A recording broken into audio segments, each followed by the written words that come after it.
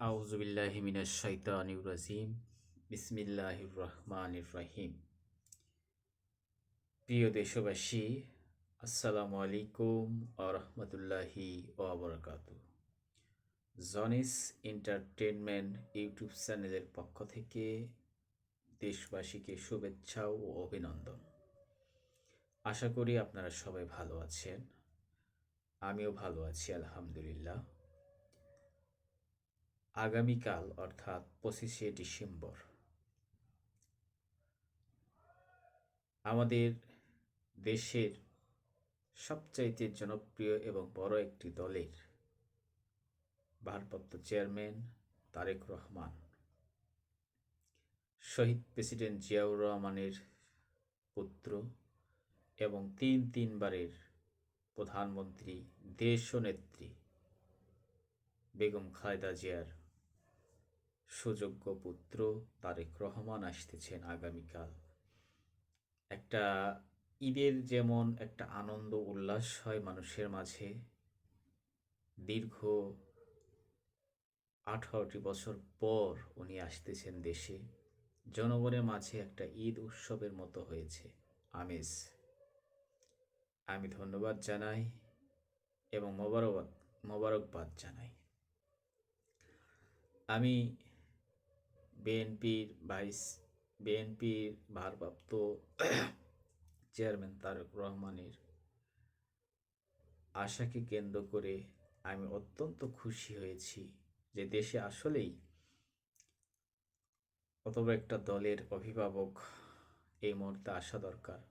আরও খুশি হতাম যদি বেগম জিয়া দেশনেত্রী কোনো অন্যায়ের সাথে আপোষ করেন নাই, ওই নেত্রী যদি সুস্থ আছে এখন আলহামদুলিল্লাহ, উনি যদি পাশে থাকতো আজকে হসপিটালে না থেকে, আমরা দেশবাসী আরও খুশি হতাম, আনন্দিত হতাম, উচ্ছ্বাসিত হতাম। যাই হোক, আল্লাহ তাআলা আমাদের দেশনেত্রী বেগম খালেদা জিয়াকে সুস্থতা দান করুক। আল্লাহর কাছে এটাই আমার চাওয়া। কারণ বাংলাদেশে যত আমার জীবনে দুইটা প্রধানমন্ত্রী দেখেছি, একটা স্বৈরাচার হাসিনা আর একটা বেগম খালেদা জিয়া। কিন্তু বেগম খালেদা জিয়ার মতো কোনো প্রধানমন্ত্রী আমি দেখি নাই বা শুনি নাই। আর জিয়াউর রহমান, প্রেসিডেন্ট জিয়াউর রহমান, এই দুজনের কথা, যেমন শহীদ প্রেসিডেন্ট জিয়াউর রহমান মারা গেছেন, তারপরও তার স্মৃতি বিচরিত মানুষের মাঝে আজও ঘুরে বেড়ায়। তার উদারতা, দেশপ্রেমী এবং স্বচ্ছ রাজনীতি দেখে।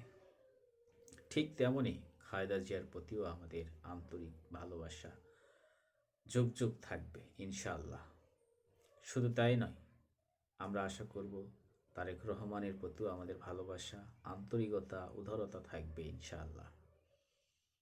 আর আরেকটা আমাকে সবচাইতে ভালো লাগতেছে যে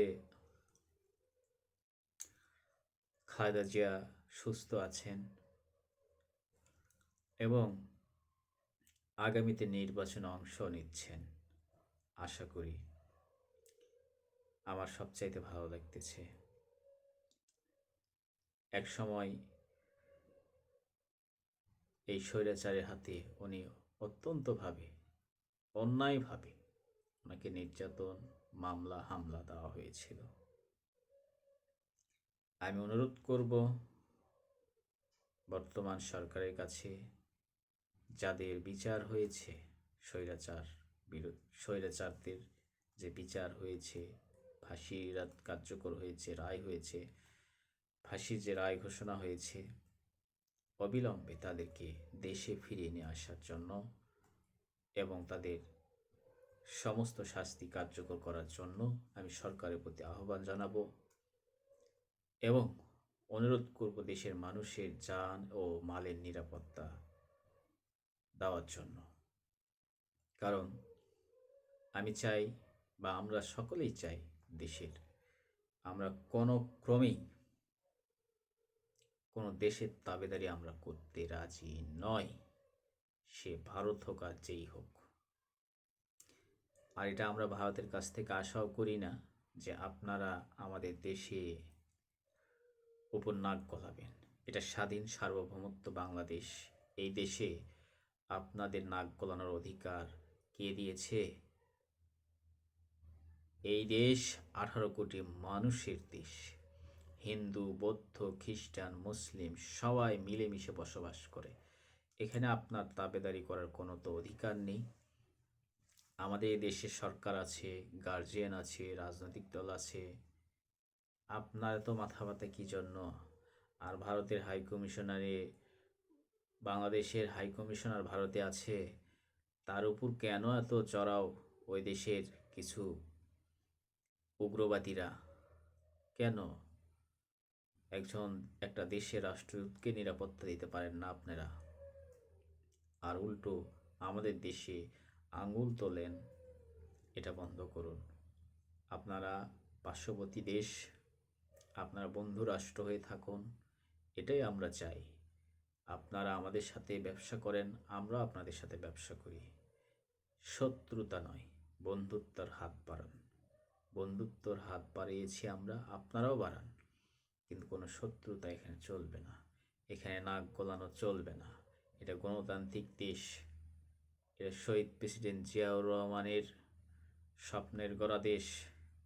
এই দেশে আপনার দাবিদারি চলবে না। ভারত, আপনি আপনার দেশ নিয়ে মাথা ব্যথা করেন, আমাদের দেশ নিয়ে আপনার মাথা ব্যথা করার কোনো কারণ নেই। ইনশাআল্লাহ আমরা দেশের জনগণ, আমরা একতাবদ্ধ আছি। সমস্ত দল মত নির্বিশেষে, ধর্ম বর্ণ নির্বিশেষে সবাই আমরা একত্রিত এক প্ল্যাটফর্মে আছি। কোনো বহিরাগত উস্কানি আমরা কান দিব না। আমরা সবাই এক এবং ঐক্য হয়ে আছি। তথেব আমাদের সাথে এমন কিছু করার চেষ্টা করেন না, জনগণের জানমাল নিয়ে এমন কিছু করার চেষ্টা করেন না যেটা দেশের জন্য, আমাদের জন্য ক্ষতিকর হয়। অতএব বন্ধু হিসেবে থাকেন, বন্ধু হিসেবে আমরাও থাকব। কিন্তু মারামারি, হইচই এই সব কিছু ভালো না। মরে যেতে হবে ভাই একদিন, আমাদের সবাইকে মরে যেতে হবে। সবাই আমরা একদিন চলে যাব। অতএব সে পরকালের কথা মাথায় রেখে আমাদের সামনের দিকে এগোতে হবে। আমি অত্যন্ত খুশি যে আজকে আমরা বাংলাদেশে সমস্ত রাজনৈতিক দল, ধর্ম বর্ণ নির্বিশেষে সবাই এক প্ল্যাটফর্মে এসেছি। এই জন্য আমি খুবই খুশি, খুবই গর্বিত। এবং সর্বশেষে আবারও বলছি, আমার অন্তরের অন্তঃস্থল থেকে, আমার পক্ষ থেকে তারেক রহমান সাহেবকে আমার পক্ষ থেকে সালাম ও অভিনন্দন ও সেলুট। আসসালামু আলাইকুম ওয়া রাহমাতুল্লাহি ওয়া বারাকাতুহু।